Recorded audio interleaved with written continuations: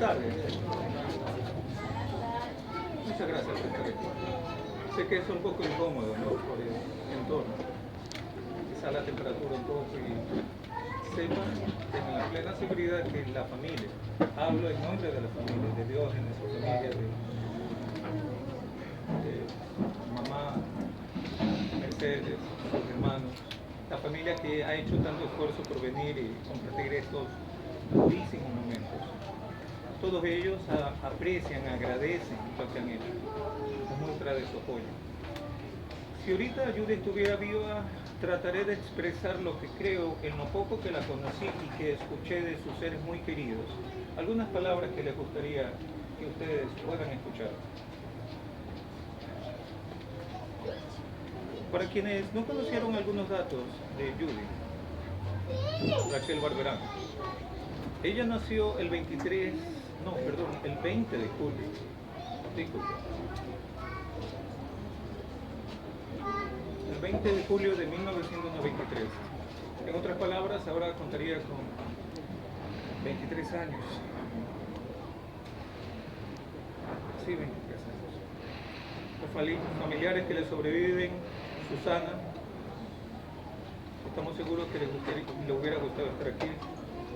Natalia, esposa, Rogelio, Denis, Diógenes, Mercedes. Ella era parte de la congregación de los testigos de Jehová. Se ve bautizado hace poco tiempo atrás, y se esmeró en lo que estuvo a su alcance por tratar de servir y cumplir la promesa que le hizo Dios. En algún momento estuve conversando con algunos de ustedes, quizás les suene familiar ciertos términos que ella utilizaba. Aparte de gesticular mucho, ella utilizaba mucho las frases para expresar sus sentimientos. Por ejemplo, ¿le suena a alguien bebedere? ¿No? Algunos padres de familia les suenan, a compañías también. Daddy Judy también. Hace un momento, y no solo hace un momento, desde que la conocí aproximadamente cuando tenía 8 o 9 años, ella a su mami le llamaba mameito, a su papá le decía papillita. Y tenía algunos nombres especiales para con sus demás hermanos. ¿Qué cualidades podemos resaltar en ella? Desde pequeño nadie puede negar la capacidad de aprender de ella y lo rápido de poder luego ponerlo en práctica. Era una persona muy inteligente, me consta. Por otro lado, también era decidida. Cuando se resolvía hacer algo, lo hacía, sin duda alguna. Persistente, lo que le hacía también luchadora. Muy responsable. Tarea que tenía, tarea que se esmeraba por cumplirla. Compasiva. Usted viera las expresiones de cariño para con sus seres queridos, hasta por teléfono. Parecía que estaba ahí. Y amable, como siempre, tratando de reflejar en la vida lo que había aprendido de la Biblia y de Dios. ¿Verdad? ¿Qué dos cosas elementales le hubiera gustado a ella compartir si estuviera viva en este momento? Primero, ella supo que cualquier muerte es una gran pérdida. Y cuando uno experimenta la pérdida de un ser querido, tiene sentido cuando se le llama a alguien doliente por el dolor fuerte que uno llega a experimentar. Así que cuando alguien tiene una necesidad, y si la necesidad es mayor, lo menos que uno puede hacer es satisfacerla, como cuando uno tiene hambre. Si es poca, la satisface. Si es mucha, como que uno se vuelve insaciable. Y lo que ha ocurrido es esto: necesitamos mucho consuelo. Y de eso quería agradecerles, porque desde lavar los platos, ayudándonos adentro, repartir alimentos, tener alimentos, apoyo, en algunos casos otro tipo de contribuciones, palabras precisas, un abrazo y otras cosas más, satisfacieron en parte ese sentido de pérdida. Muchas gracias por ello. Sepan que es el sentimiento de la familia. Y porque Jehová, nuestro Creador, sabe que no hemos sido creados para morir, que como no es algo natural, experimentarlo causa un profundo dolor. Así que necesitamos a un hombre en que apoyarse y todo lo que llamamos apoyo, consuelo. Y por otro lado, no hay que negar que cuando uno experimenta este tipo de pérdida, inmediatamente saltan preguntas como, por ejemplo, un simple ¿por qué? 22, 23 años, con la capacidad que tenía, con la personalidad tras ella, con sus cualidades y con sus deseos de servir a Dios, cuidar de su familia y algunas sanas metas. ¿Por qué? ¿Usted tiene la respuesta? Yo no la tenía hace años atrás. Así que me ayudó a encontrar la respuesta a esas preguntas del por qué. ¿Por qué muere la gente? ¿Por qué sufrimos? ¿Por qué sufre la gente buena? Si uno no las tiene, qué mejor que acudir a la Biblia para intentar obtener esa respuesta. Por ejemplo, cuando alguien muere, y peor en circunstancias calamitosas y desagradables, uno diría, a veces uno escucha comentarios con buena intención, pero un poco simplistas y ligeros, como por ejemplo, fue la voluntad de Dios. Pero ¿cuántos padres aquí presentes le quitarían algo que le produce gran placer a un hijo? A nadie, ¿verdad? No tiene sentido eso. Porque a un padre le gusta ver que ese regalito sea disfrutado, sea usado, y que eso le arranque una sonrisa a su hijo. Sentido común, ¿verdad? Si esa es la norma humana, que es imperfecta, ¿se puede imaginar la norma divina? Eso es lo que aprendió Judy. Aprendió que el Dios que a veces le echamos la culpa por las desgracias, pero es porque no sabemos, realmente tiene una hermosa personalidad, que son básicamente cuatro: amor, justicia, sabiduría y poder. Ahora, ¿por qué llegamos a la conclusión? ¿Solo porque la leemos en la Biblia? No solo por eso. Por ejemplo, vamos a la primera pregunta. ¿Por qué muere la gente? ¿Ese fue el propósito de Dios? En su palabra conteste esa pregunta.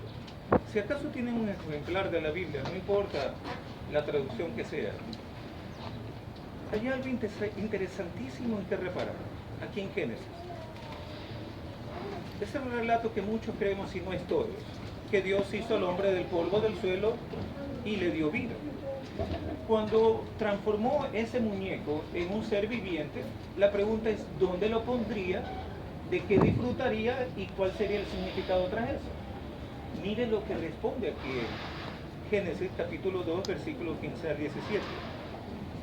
Y Jehová Dios procedió a tomar al hombre, y note, no ponerlo en cualquier parte, dice, y establecerlo en el jardín de Edén, para que lo cultivara y lo cuidara. Por si acaso, si usted no sabía, el nombre Edén era bien apropiado. ¿Sabe lo que significa Edén? Viene de una palabra hebrea que significa deleite, placer. En otras palabras, estaba diciendo que Dios no solo que le daba la vida, sino que había escogido un pedacito de tierra donde el ser humano, al ser humano, deleite. ¿Usted que era el propósito de Dios que el hombre muera? En mi estudio nunca lo percibí. Así que concluía igual que Dios es un Dios amoroso y no hizo al hombre para que muriera. Entonces, ¿por qué el hombre muere? El relato sigue diciendo: y también impuso Jehová Dios este mandato al hombre: de todo árbol del jardín puedes comer hasta quedar satisfecho, pero en cuanto al árbol del conocimiento de lo bueno y lo malo, no debes comer de él, porque el día en que comas de él positivamente morirás. ¿Sabe lo que estaba queriendo decir? Primero, el sentimiento de Dios quería que el hombre disfrute, por algo lo puso en un jardín que representaba deleite. Pero le estaba diciendo que como el creador, el dador de la vida, él era la mejor persona para establecer las normas, como en casa. ¿Quiénes ponen las normas? ¿Los hijos o los padres? Cuando son los hijos, ya se imagina usted el caos, ¿verdad? A nadie le conviene que los hijos pongan las normas en casa.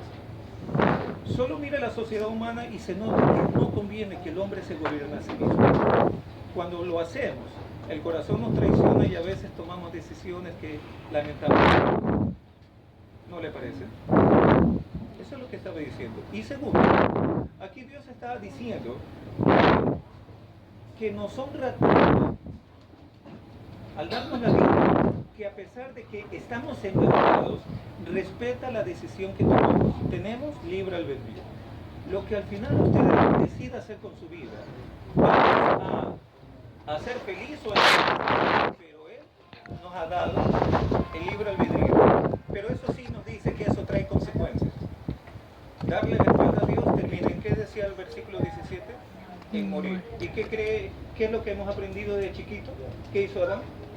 Desobedecer. ¿Y cuáles eran las consecuencias? La muerte.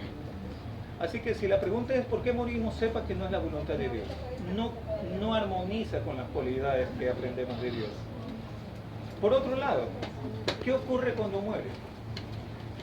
Durante los años que he podido ver estas lamentables experiencias, a veces me han quedado cosas en la cabeza. Por ejemplo, aquí mismo escuché de un futbolista que había muerto, muy querido, pero el propio narrador, mientras se desarrollaba la procesión hacia el cementerio, llegó a decir que este futbolista estaba mirando desde los cielos, pero luego él mismo llegó a decir que nos acompaña.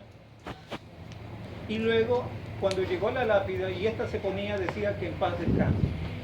No lo deja eso confundido. O está en el cielo, o está penando, acompañando a uno, o está descansando. No hay que negar que la confusión no solo que nos deja sin esperanza, sino que pone una carga encima, porque uno quiere saber dónde está el ser querido que ha muerto y si volverá a verlo. ¿No le parece eso natural? Pero en cambio la Biblia sí dice, o sí responde si el muerto está penando en alguna parte, si está en alguna región celestial o espiritual, o si está descansando. Solo acudimos a la fuente del Creador, la Biblia, y ahí dice lo siguiente, que les voy a leer y que si usted tiene su propia traducción de la Biblia puede hallar. Eclesiastés capítulo 9, versículo 5. Sí, Eclesiastés capítulo 9, versículo 5. Dice, porque los vivos tienen conciencia de que morirán, pero en cuanto a los muertos, esos seres queridos que han fallecido, dice, pero en cuanto a los muertos, ellos no tienen conciencia de nada en absoluto. No tienen ya más salario porque el recuerdo de ellos se ha olvidado. Así que, ¿cuál es la respuesta? Cuando uno muere, sigue viviendo en alguna región, pena, nos acompaña. No es lo que dice Dios en la Biblia. Dice que está descansando. Al mismo estado que Génesis decía de Adán cuando no vivía. ¿De dónde lo tomó? Sí, ¿verdad? De la inexistencia. Vuelve a la inexistencia. Solo que hay una diferencia que hizo que Judy buscara una relación estrecha con Dios. ¿Cuál? Contestada la pregunta de que Dios no era culpa del sufrimiento y la muerte, que no era su deseo, y que los muertos no están penando en ningún lugar distinto, sino de que están descansando. La siguiente pregunta sería, ¿volveré a verlos? Porque si no es así, sería lo más lamentable, ¿verdad? No volver a ver que uno ame tanto, que quiera tanto. Pero no es lo que dice la Biblia. La Biblia menciona algo que nos acerca más a nuestro Creador. La esperanza que tenía Judy y que compartimos nosotros y queremos expresar. ¿Cuál es? Está aquí en el libro de los Hechos de los Apóstoles, capítulo 15. La resurrección. Perdón, capítulo 24.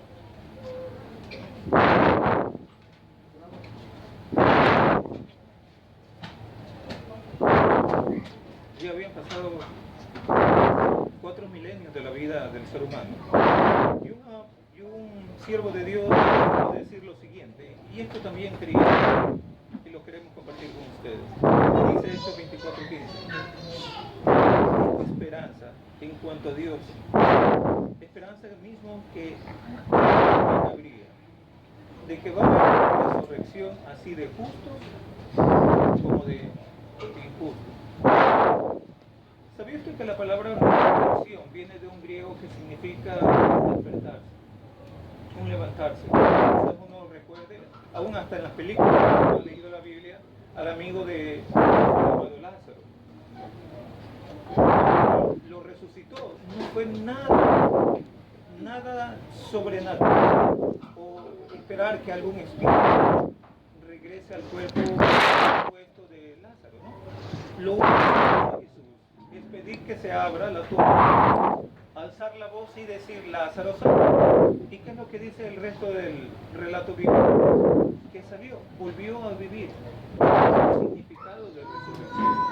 Volver a la vida. Es alivio. Así que si la pregunta es, ¿volveré a ver a nuestros seres queridos? ¿Cuál es la respuesta que da Dios? Ahora, esto no es una simple promesa de otro ser humano. No tenga, aunque tenga las buenas intenciones, quizás no tenga un aval para eso. ¿Podríamos dudar de lo que dice Dios? Solo vean las condiciones humanas. ¿No le parecen muy raras las condiciones humanas? ¿No le dicen que eso está en la Biblia y se está cumpliendo? Lógico, el origen. Así que si ese que promete volver a la vida es de Dios, tenga la plena seguridad que confiado hay el aval de que eso se tiene que cumplir. Eso es lo que había pasado con Judy y que seguramente he querido compartir con ustedes. ¿Por qué es apropiado estar aquí? Hay que reconocer, y yo hablaba con algunos de sus amigos, querían tanto Judy, pero les era un peso emocional estar aquí. Y ustedes, y eso que quiero agradecer a nombre de la familia, pudieron entender por qué en algunos momentos ustedes estuvieron pacientes, esperando a que la familia se recupere un poco. ¿Recuerda el día de ayer? Gracias. Asuntos emocionales necesito uno de tiempo para recuperarse, ¿verdad? Son golpes y de todo golpe nos dejan perdidos y necesitamos un poco de tiempo para reponernos. Por eso apreciamos la paciencia y el que estén aquí. En estos momentos necesitamos recibir apoyo y consuelo. Y también es una oportunidad para recordar algo aquí en la Biblia que me gustaría leer. Aquí en Eclesiastés, si acaso tiene usted su traducción de la Biblia. Eclesiastés capítulo 7.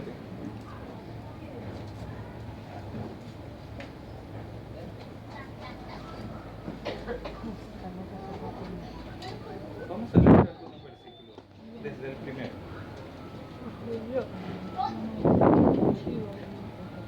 Dice, mejor es un nombre que el buen aceite, y el día de la muerte el día en que uno nace. Curioso, ¿verdad? Curioso, porque en la maternidad lo que hay, nace un bebé y que arranca de la gente. Sonrisa. ¿Ha visto una madre o un padre patear las piedras porque nace su hijo? Es alegría, es todo alegría. Y claro, como hemos escuchado, la pérdida de un ser querido, dolor, lágrimas. ¿Qué dice la Biblia que es mejor uno muere que el día en que uno nace? ¿Sí? Aquí cuando se utiliza la palabra nombre, no habla de la identidad de uno, habla de la reputación que uno se ha hecho. Lo que se conoce como la reputación o el nombre que uno se ha dado con Dios.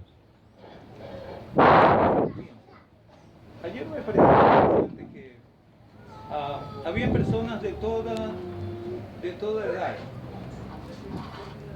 Había personas funcionarias públicas, estudiantes, universitarios. Había, y muchas gracias también a los vecinos, ¿no? por su gentileza de compartir su área con la familia. Habían todos. ¿Usted cree que vendrían las personas si no se hubiera hecho un buen nombre? ¿O si su familia? Hay que ser realistas. Las personas que se sobreponen a la carga emocional de ir en un lugar donde invaden los recuerdos y la mente por algo, no solo es valiente, tiene que querer mucho, porque no se ama, no se sacrifica si no se ama, ¿verdad? Tiene su lógica. Entonces, eso era lo que quizás quería contar Judy. Seguramente ella hizo un esfuerzo para acercarnos. Y si nos hubiéramos preguntado qué hubiera querido ustedes, qué cree que sería el deseo leyendo este tema, que usted también se haga un buen nombre para Dios. ¿Cómo hacerse un buen nombre para con Dios? Usted se preguntará. ¿Cómo llegó usted a apreciar a Judí? ¿Cómo llegó a apreciarla? Dedicándole tiempo, sabiendo qué personalidad tiene, a quienes apreciaba, porque los demás como lo hacía, y los niños como bebederes lo querían. Los niños quieren a los adultos. Ella era bien querida. ¿Cuántas madres de familia apreciaban el trabajo de ellos? ¿Cuántas personas hacen el sacrificio de su tiempo que es tan aceptado por ellos? Entonces, para tener un buen nombre para con Dios, hizo con Judy. Pero recuerda, con Judy era una conversación, ¿verdad? Y pasar tiempo con Dios. Aparte de la conversación, tenemos esta fuente para conocerlo. Tal vez, igual que yo, en algún momento llegué a creer que las tragedias o el sufrimiento era voluntad de Dios. Pero miren, ¿cuántos minutitos que hemos aprendido? ¿Es la voluntad de Dios que el hombre muera y que sufra? ¿Él es el causante de la maldad? Él ha hecho para que la muerte sea lo que experimenten permanentemente los seres humanos y la mente la pérdida del ser querido. Tampoco. Más bien hemos aprendido que Dios tiene un arreglo que se llama resurrección, que va a satisfacer nuestra gran necesidad, ¿no es esa? La de volver a ver a nuestros seres queridos. Así que empecemos, si usted quiere conocer un poco más de la Biblia, no lo deje ahí la Biblia como una novela, véalo como la fuente de las respuestas para dos cosas: para saber realmente cuál es la persona de Dios y su cualidad, y para conocer por qué tanto Judy como otras personas pueden mejorar su vida y ser como fuera. Quiero presentarlo, siempre será un gusto hacerlo. Finalizamos con esto. Creo que a nombre de la familia, muchas gracias porque con sus acciones lograron lo que dice este proverbio. Y el último texto que vamos a hacer.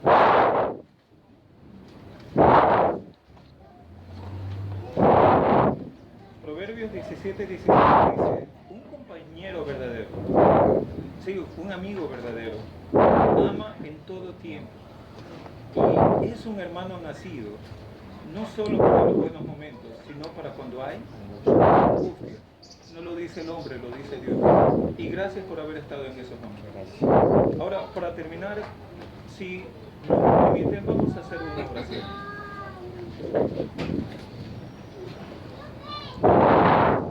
Nuestro amoroso Dios, muchas gracias por habernos permitido un día que bajo su entorno pueda permitir que amigos, familiares, compañeros, hermanos y muchos quienes apreciaban o apreciamos a Dios que estemos aquí presentes para escuchar estas palabras que nos recuerdan que en momentos como estos apreciamos a los amigos y tú eres el mejor amigo que ser humano puede tener y que lo procuró Judy y seguramente ella desearía lo mismo para nosotros. Por ahora, en los momentos posteriores o en los siguientes minutos, vamos a seguir necesitando de tu apoyo, de tu fuerza activa para poder hacerle frente a esos momentos de dolor y para tratar de, es imposible olvidar a nuestros seres queridos, lo que podemos hacer es sobrellevar la angustia emocional y hallar un poco de alivio. Gracias por darnos la Biblia. Y habrán muchas personas interesadas en ver qué más respuestas hay de las Escrituras para muchas preguntas que necesitamos respuestas. Y que muy probablemente a medida que encontremos la respuesta en la Biblia, podamos encontrar un poco de esperanza y consuelo. Gracias por lo que han hecho todos los presentes y principalmente para ti, muchas gracias por haber sido un apoyo emocional y en mucho sentido para toda la familia. Gracias en el nombre de Cristo Jesús. Amén. Muchas gracias por todo. Muchas gracias, la verdad. Muchísimas gracias por estar aquí compartiendo con nosotros este momento. A todos mis compañeros, mis amigos, los vecinos. Es para mí una inmensa alegría en este momento sentir el amor de Dios por medio de todos ustedes, sinceramente, porque siento que Dios me abraza por cada abrazo que me han dado. Muchísimas gracias a todos, la verdad. Gracias.